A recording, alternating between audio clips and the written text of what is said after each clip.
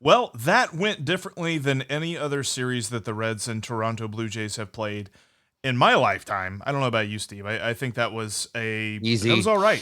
The fact that the Blue Jays didn't sweep us. I mean, it's been forever since the Reds actually beat the Toronto Blue Jays. By the way, hey, I'm Jeff Carr, and that's Stephen Offenbaker. We're Locked On Reds over here. Or over there, we got Matthew Bonaparte and Ben Schulman from Locked On Blue Jays. We are going to break down this series and kind of give you our big thoughts when it comes to the Blue Jays taking 2 out of 3 from the Redlegs, some things that surprised us, and how our teams look moving forward. Spoiler alert on that. I've got some feelings as to why I think the Blue Jays are going to win the AL East. But we want to start with why this series, the big thing from this series. And Steve, I know you got a big thought on that. I have a huge thought on that, and that is that Joey Votto has once again shown himself to be Canada's greatest export. Votto still bangs.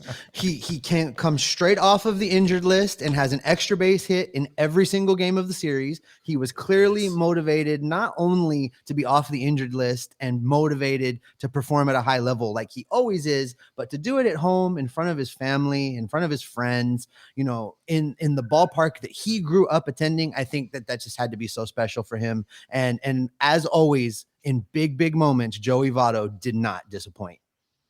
He returned to the land of his youth. Ben, though, when you look at the Blue Jays for this series, I've got a feeling as to how you're going to go, but give me your big takeaway. Yeah, it's just another, kind of disappointing series from the offense. And it's always good to win a series in Major League Baseball, but this was one that really felt like it could have been a sweep if the Jays could finally click. And now that they get one guy back, the other guys are down. It has not come together yet. Although in a bittersweet way, I do like watching Joey Votto get big hits. I can't deny that. He's from like 20 minutes from where I grew up, and I like it. But it would be cool if our offense was doing a lot of the stuff that he was doing. That would be nice. I was going to say, yeah. Oh, go ahead. I was going to say, I still feel like at some point in his career, he's going to be a Blue Jay, if only for a minute. I don't know, though. Right at the end. Right at the end. Maybe if you guys are looking to sell this year at the deadline. If you talk to our front office, depending on the day, they'll give you a different answer. But Matthew, when you look at this series, the Blue Jays really pitched quite well, and that was something that I took away from them. Yeah, that was good. That was some good pitching. Well, that's been the one thing that hasn't been worrisome. And I've said this a couple of times on our pods, like in the offseason, it wasn't the pitching that was hyped up and made the Jays whatever they were in the MLB power rankings, number 2 or whatever. It was the crazy lineup that they were supposed to throw out. Of course, Teoscar gets hurt to begin the year, and that puts a little bit of a damper on things. Of course, he's back now. Bichette gets in a huge slump. He comes back in this series, hits a couple of jacks, but it hasn't been the offense that's been consistent. It's been the pitching. I mean, you've got 3 aces at any given week in that rotation. Barrios, Gausman, and Manoah. I mean, that's an insane triple-headed dragon. I mean, that's crazy. Yeah, and the Reds got the fortune, not misfortune, the fortune of missing Gausman and Barrios, but my goodness. And you got good pitching from Yusei Kikuchi, too. I know that first inning was a little bit rough. He settled in, though. Yeah, he settled in very nicely. And that's kind of something that I took away on the converse side from the Reds is that they pitched well. And that includes a rookie debut for one, Graham Aschcraft. He is a dude that absolutely burst onto the scene last year, was not very high on any prospect list for the Reds, and throughout last season really built up his brand. And now he breaks into the major leagues, and I loved what they were talking about on the broadcast. They said that Derek Johnson just told him, look, just go out and go after guys. I'm not going to give you a scouting report. I'm not going to give you tape. This is your first start, and you learned about it last night. So I'm not going to sit here and inundate you with information. And he pitched pretty well. I thought that, I would have liked to have seen him gone a little bit longer, but they said that he had not thrown more than 75 pitches in AAA, so it's understandable that they did not ask him to do more than that against a lineup that, yes, is it a little bit slumping based on where you would think the Blue Jays lineup would be right now? Yeah, but that's still full with a lot of talented guys. You know, Jeff, there's a couple things on that Graham Ashcraft start that I just want to work in while we're talking about him. One of those things is that, not only was it a start that he only found out about the day before on an emergency basis, but, they had told him he was going to relieve while he was on this series. So all of his prep getting ready for this was based on probably just throwing his best 2 pitches and how to most effectively use those against whatever hitter he was facing. He had to come into this game and really, kind of finesse his way through it. And if you happen to catch his post-game interview, one of the things that he said to the media was that he knows in hindsight and reviewing the video, he was overthrowing. He was trying to put too much emphasis on his breaking stuff. He was overspinning things. His fastball was getting away from him.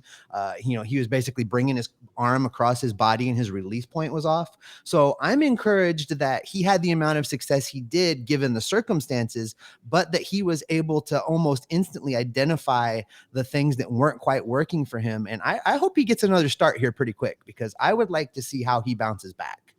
Something we've not mentioned yet, and Ben and Matt, I need your take on this, because I thought Alex Manoah deserved a shot at the complete game. I was flabbergasted that they took him out, to be honest with you. What'd you guys think about that? You want to go first, Ben, or me? How angry are you going to get? Because I could get pretty angry. I'm not happy. I'll tell you that much. You go. Listen, if the guy, first of all, if the dude is dealing, you cannot, you at least got to give him a choice and ask him if he wants to go back out there. You can't just yank him. And second, if he's telling you in the dugout, what are you talking about? I need to be on the mound. You can't take him out. Are you kidding me? I don't care if it's a close game. No offense to you guys. You're playing the Reds. You're playing the Reds. Oh, yes. All right? It is not a big deal. You're going to win either way. Let him go out there. Let him just deal for another 3 outs. You're going to get the win. And I will give him that Romano came in and dealt, but I don't really care. Alex Manoah deserved those 3 outs, and he deserved to show everybody that he has the capability of throwing a complete game, 1-run game. I mean, the guy is a dog.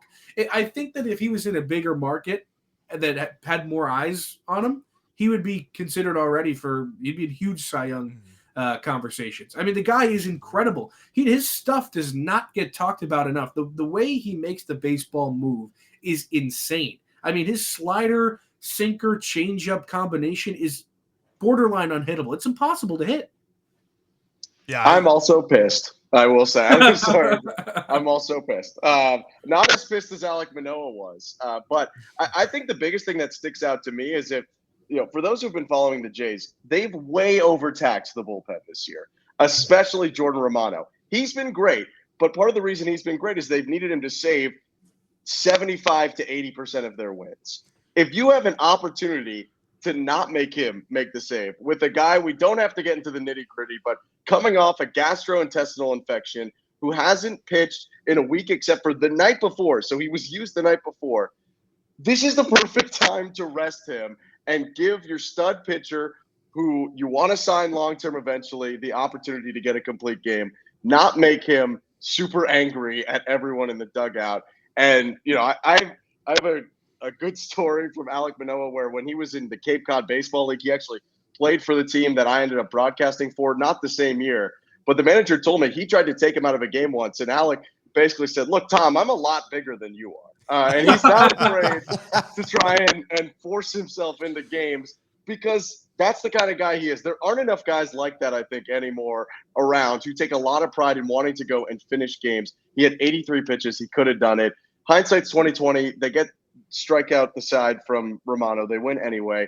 But like Matt said, they probably would have won regardless. Why not let him get this milestone and rest Romano? And my other thing about it is, if Romano had not pitched in a while, it would have been an entirely different story, and I would have said, okay, let him go out there and get his feet wet again after coming off the IL. He had the gastrointestinal infection. I want to see what he can do against a team that he's probably going to have success against. But like you said, Ben, he pitched the night before. We just saw the guy, and this is a dude that started the year. What was it? I don't know how many games it was, but he raced to 12 saves. It's insane. So there's just no need. I mean, there was really no need, Chuck. It made no sense to me.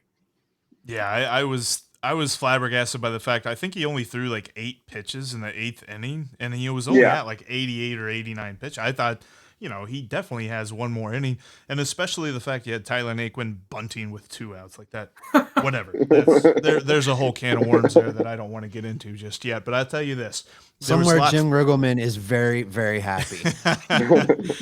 Wherever in independent ball it is that he's managing. Yes, let's talk about some surprises, though. There's been a lot of surprises in this series, I think, that we will jump into here in just a moment. But before we jump into that, you got to jump into some Brownie batter puff. I mean, they've come out with some really good flavors there, Bill, and they've had that great birthday cake puff that was so tasty. It's already gone, but they had to make a new one. This one's Brownie batter puff. Talking about 150 calories, 17 grams of protein, and only 7 grams of sugar. But yes, it's going to taste like brownie batter. It's a marshmallow that has protein in it, collagen protein, so you absorb it better, and there's a lot of health benefits there too. And when you're talking about Built Bar, you're going to get 100% real chocolate that covers every single bar. So it's going to fit into your diet because the statistics are amazing, but it's also going to taste like you're going away from your diet. Steve, what's your favorite Built Bar flavor? So, you know me, I stay pretty locked in on the Cherries Barcia. I keep that in my locker at the hospital when I'm on shift. That's my go-to. But I've been waiting to get my hands on those birthday cake puffs. I've got a box of those on the way. So I'm looking forward to tearing into those and see how they compare. You guys had the puffs? Yeah, a birthday cake puff kind of guy. Well, we're new to the game, so birthday cake kind of broke it in for us. Yeah, birthday cake's awesome. I mean, and Locked On Syracuse host Brad Klein has told us all about his love for those puffs. That dude's a puff gobbler. Oh, yeah. Give me them puffs. The puffs are amazing, and they are made with 100% real chocolate, protein-packed marshmallow. Seriously, if you haven't tried it out, I don't know what you're waiting for. Go to Built.com. Use the promo code LOCK15. Try them today. Get 15% off at Built.com. Thanks again for making Locked On Reds and Locked On Blue Jays your first listen. We are breaking down this series, and by the way, we're free and available in all podcast platforms. Thanks for making us. Yeah, I already said that. Whatever. We are talking about this Blue Jays and Reds series. Blue Jays take 2 out of 3. All right, Matt, I'm going to start with you. Biggest surprise. What do you got? Biggest surprise. All right. So I'm going to say this is my biggest surprise. I guess I can't because it kind of contradicts myself, but I'm going to say it anyway. Ben and I do a segment on our show where we do when upcoming to a series, either Sunday scaries or Thursday scaries. And then we also do a hype train, which is we pick a guy on the other team that we're scared of, and then we pick a guy on the Blue Jays that we're hyped about. This week, I just happened to pick Bo Bichette. They call me Bone Stradamus for a reason. So, I mean, Bo Bichette's my guy. I will say I was a little bit surprised because my picks don't usually hit. But he went out and he did a couple of jacks, so I was pumped about that. Yeah. Yeah, man. That hair is incredible, too. The flow of the bow. Matt, I love that pick because he absolutely destroyed Reds pitching. And Hunter Green had a very nice streak of no-hit innings, and he blew that up on the first pitch in the 4th inning of that Saturday contest. Ben, when you look at the series, what surprised you the most? I guess I'm going to go a little bit more negative, unfortunately. I think the biggest surprise is that the Jays leave the series with a +2 run differential from the 3 games total. I really thought this would be a series for more than just Bo to break out. Our picks, my pick not as good as his, but Matt Chapman did actually have a pretty good series bouncing back. But you got nothing from Vladimir Guerrero Jr. We're starting to run thin on our Teoscar got hurt early, and he still has time to come back. Yeah, we're giving him a little more time, but it's getting close. And, they just – I could have believed that they would have won 2 out of 3. And frankly, I probably would have thought that Castillo or Green would have still won. But to only score 2 more runs than the Reds and only score 3 runs as your series high in the first game, or in the second game, pardon me, it's just a little disappointing. I thought that they would at least leave with, a +6, +7 run differential from the series, but they didn't hit enough to make that possible. Yeah, that run differential was very surprising to me in a different way. But Steve, what's your biggest surprise out of this? Because I feel like you got a couple. I'll kind of piggyback on what was just said, because I mean, you from a Reds perspective, you can look at that as glass half full, glass half empty. Was the Toronto offense bad? Did they underperform? Or is the Reds pitching finally starting to pull it together and step up a little bit? And, Jeff, you and I talked about this on our other episode that dropped today. There may not be a clear ace out in that bullpen, but Diaz sure did make a case for it in this series. And the starting pitching, outside of Hunter Green not being able to pitch to Bo Bichette, that was a great performance from him. And the starting pitching is starting to come together. The bullpen is starting to come together. And now, if we can just get all of these players that are in this lineup back to AAA where they belong and get our guys back off the injured list, this team can compete a little bit. I still have hope that the Reds can put together enough wins to hit that magic number 74 that you and I are really, really interested in. And, I can still see it. I can see it, especially if the pitching continues to perform the rest of the way that it did in this series against Toronto. Interested to the tune of a Benjamin. I'll put it to you that way. When I look at this series, and this is not going to sound like that monumental of a surprise, but when I looked at the roster that was heading north to Toronto, I was like, geez, just be competitive. That's all we need. I mean, we had Taylor Motter playing third base. His father was a Motter. His mother was a Motter. Like, I just absolutely... he's a Motter. Oh. He was not good. He was not good at all. Kudos to him for making it to the show, but I kind of hope the Reds never have to play that dude again, because that was a very, very thin situation there at third base. We're talking about a bunch of dudes. Like, are we going to put Moose at third? No, I want him at DH. We're going to put Colin Moran at third? I really want him on the bench. I don't know who you put at third, though, because after those two, you don't really have anybody, because Eugenio Suarez is a Seattle Mariner. So there's all this stuff that goes into the roster. Brandon Drury, who has been a revelation with the bat, wasn't able to play. And you had a bunch of guys out due to injury. We haven't seen Jonathan India in what feels like a fortnight. Haven't seen Nick Senzel. Wonder if we see him again. I don't know. There's a lot going on there. But when you're talking about a full-strength Reds lineup, I thought that they didn't have. This was a much better series than what I expected. That run differential surprised me because they just pitched so well. And kind of like you said, I think there were some rough at-bats by some dudes, but I noticed that Toronto really had a aggressive approach at the plate. There was a lot of early count swings and misses, but there was also some contact as well. Is that different from how they've been batting this season? Not really. You think? All right. Well, we can. I think they go after the first pitch all the time. I've seen guys take so many first pitch fastballs. Vladdy's the biggest offender. Vladdy does. Vladdy does. I watched that guy take so many fastballs down the middle. And when when the ball's coming down like a meatball to Vladdy, you get amped in your seat to watch it go 700 feet. And then he just watches it go by. And I'm sitting there like, what are you waiting for? But to see these guys start to hop on the first pitch is good, because it means that they realize as well that their bats are sleeping. And as I put it together on our awards last week, Ben, those bats are in REM sleep. They're in that deep sleep where they get those crazy dreams. And listen, a guy, especially like Matt Chapman, your hype train from this week, he's got to wake it up. He's got to wake it up, get off the interstate. But I think it's a good sign, because that means Chuck's in there getting to the guys in the clubhouse saying, we're a better lineup than this. Come on. I think at least, if you look one ahead of Vladdy, though, the last Bichette to not swing at a first pitch was named Dante, because Bo has never seen a first pitch that he doesn't like. It is a good sign, though. When this team was good last year, they swing at the first pitch, and they swing at a ton of pitches. They're never going to be a team that walks a ton. It's just not the way that they work. They want to go out there and try and hit a ton of doubles and a ton of homers. And so some of that, maybe is taken back by the dead ball, but then again, everyone's using the same ball. So I don't really want to use that as an excuse, because there are a lot of teams that try to hit for home runs that are still doing it really well this year. I think it is a good sign that they're getting aggressive. This team needs to start getting a little angry. Even though they're above 500, they're not exactly living up to what they're supposed to be right now. They're 7 games back in the division.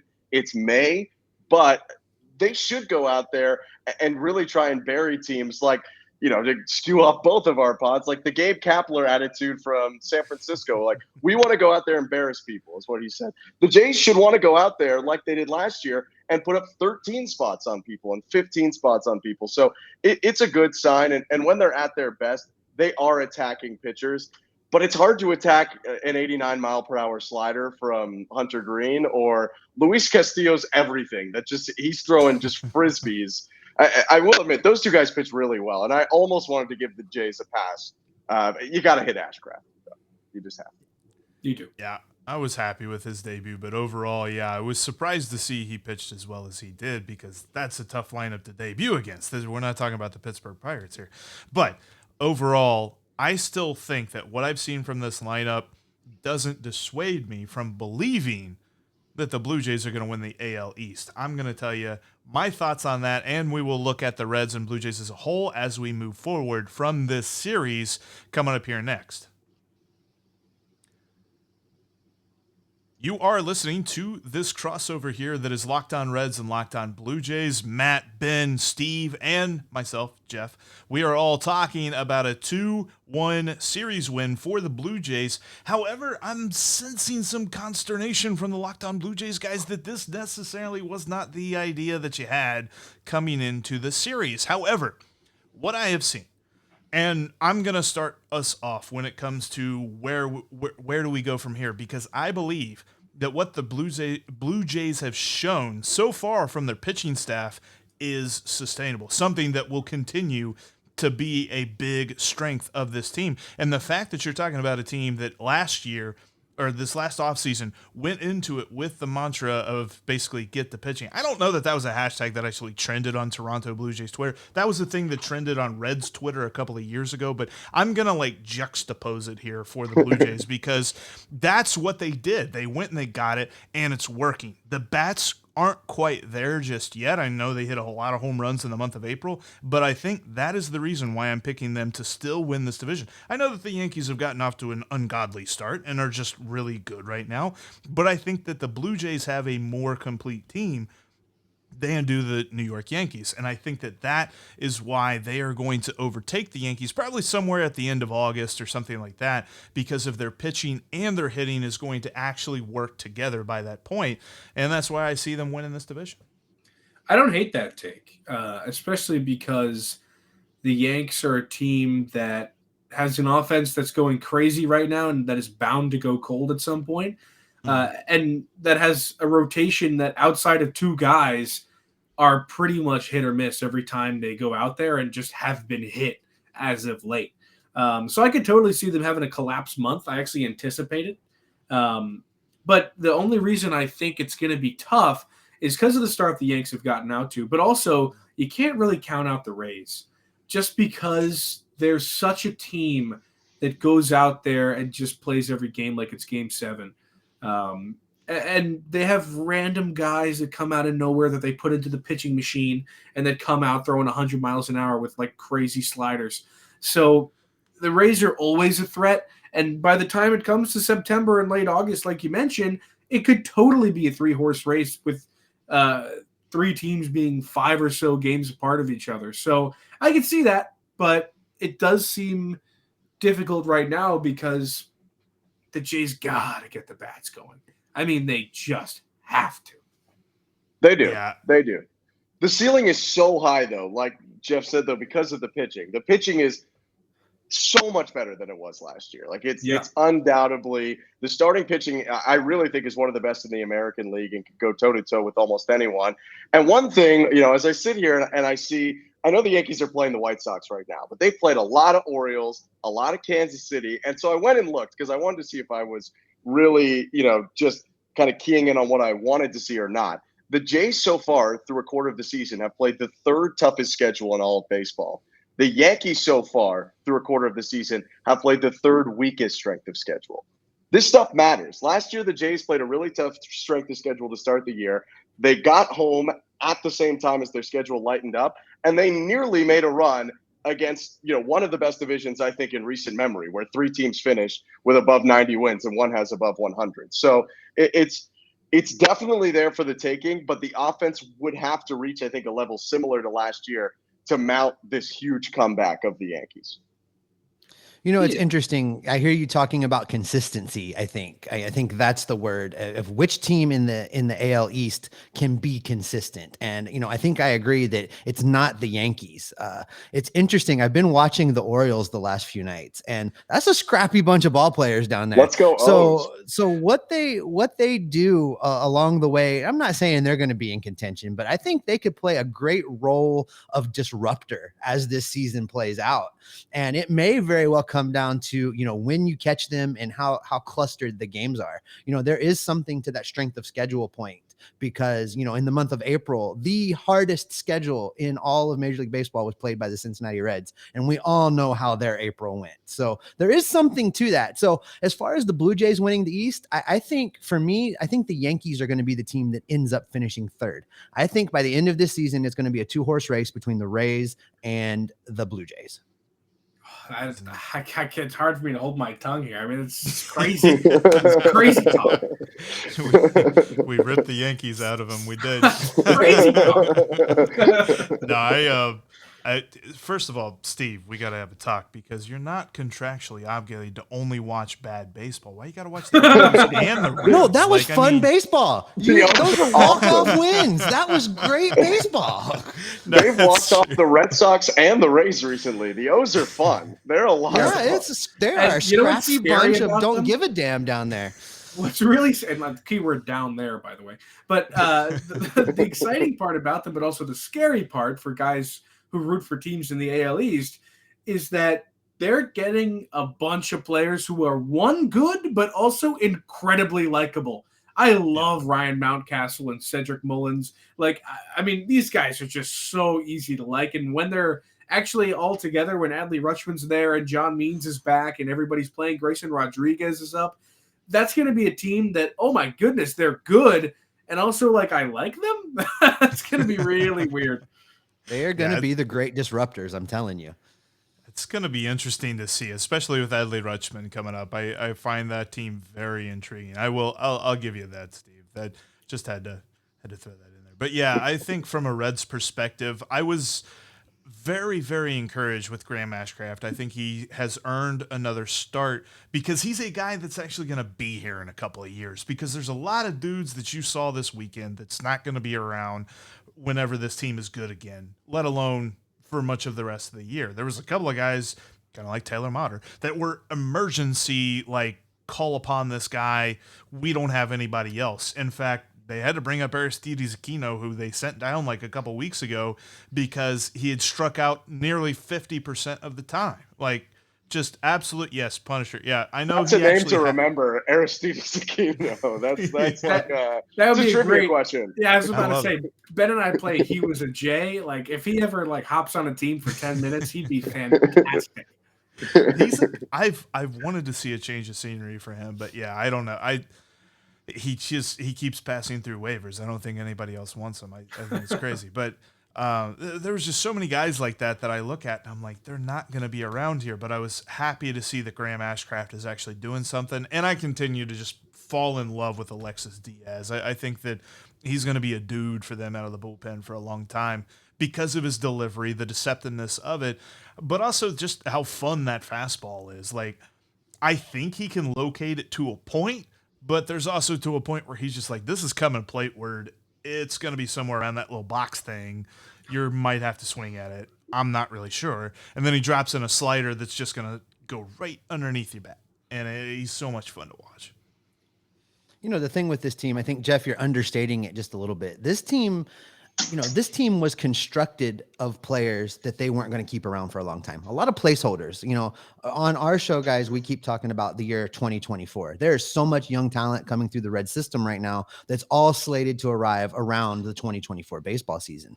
But what has happened is they constructed a team this year that they hoped might maybe get to 500. And now all of those guys are out injured. And we're running lineups out there with guys. I'm telling you, it is a daily dose of who the hell is this cat? Every time you look at the Reds lineup. And, you have to, I spend a lot of time on Baseball Reference now trying to figure out if they are inventing names, because some of these players I've never heard of. So I think as we start to get players back, Nick Senzel's on a rehab assignment. Jake Fraley is on a rehab assignment. Solano and Barrero are both going to be back here before too long. That changes the makeup of this team. They're not going to win the division. They're not going to compete for a playoff spot, but I think they're going to win Jeff and I our money back that we threw down at betonline.net, because we both took the over on the win total this season, which was 73.5. We need 74 wins, and I think they can get there. I'll keep my eye out on that for you. I will say to tie it a little bit together, like you're talking about the young guys getting leaned on. We mentioned the Orioles with Adley Rutschman coming up. I think on our side, a lot of people forget Vladimir Guerrero Jr. is a year younger than Adley Rutschman is. He's in his 4th year in the majors. Bo Bichette's the same age. Alejandro Kirk is younger. Consistency is a tough thing to find when you have young guys, whether you're a team like the Jays going for it or the Reds trying to rebuild. It's baseball, and it's hard to get young players to come out and play the same every day. I totally agree. And I'm looking forward so much. That AL East race is going to be fantastic to watch. Sorry that you get it from both sides there, Matt, but it's going to be intriguing for sure. It'll be something. I'll tell you that much. And I think that is a great place to wrap it up. Matt, Ben, want to thank you guys so much for talking this series here. Steve, I guess I can thank you too. I mean, I talk to you every day. We'll definitely be keeping our eye on the Blue Jays, though, because they are going to be a fun team to watch the rest of the year. And this Red side, I mean, who knows? If for some reason anybody in Toronto's ever down in Cincinnati, you're going to get a cheap ticket, and you're not going to have to actually sit in the nosebleeds. You're going to be able to sit in the lower bowl. So there's that too. But Joey Votto. And Joey Votto, Joseph Daniel Votto. There we go. I got one in today, too. All right. That's going to do it for us, though. Thanks for making Locked On Reds and Locked On Blue Jays your first listen. Now go make Locked On MLB your second listen, because Sully's got his unique perspective on the major leagues, both past and present. That's Locked On MLB. Just like Locked On Reds and Locked On Blue Jays, free and available on all platforms, including YouTube. We'll talk to you guys soon.